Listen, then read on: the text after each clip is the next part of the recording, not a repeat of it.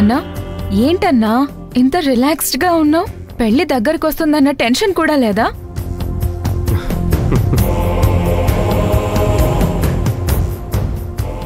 ఎందుకన్నా నవ్వుతున్నావు? పెళ్లి దగ్గర పడే కొద్దీ టెన్షన్ పడవలసింది శివగామి.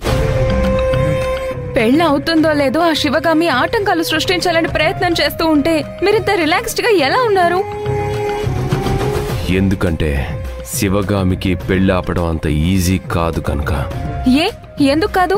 శివగామి నెట్వర్క్ గురించి నీకు తెలుసు కదా. అప్పుడప్పుడు నెట్వర్క్ కి కూడా సిగ్నల్స్ ఉండవు, కనెక్షన్ కట్ అవుతుంది.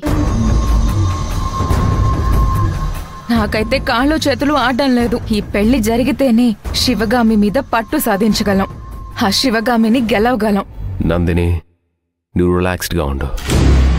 శిశిరతో పెళ్ళవని శివగామి స్కూల్ని నీకు ఆడపడుచు కట్నంగా ఇస్తాను. అది చాలన్నా, నా డ్రీమ్ నెరవేరినట్టే. గురు, అది పెళ్లి రోజు ఎప్పుడు ఏమైనా చెప్పారా గురువుగారు? చెప్తారు.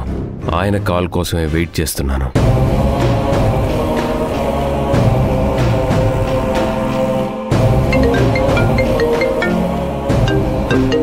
చూసావుగా, తలుచుకున్న వెంటనే ఆయనే ఫోన్ చేశారు. చెప్పండి గురూజీ.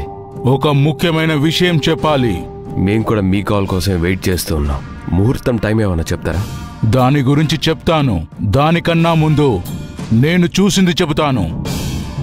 ఏంటి? నా కళ్ళ ముందే కొందరు వ్యక్తులు గుణాన్ని కొట్టి ఎత్తుకు వెళ్లడం చూశాను.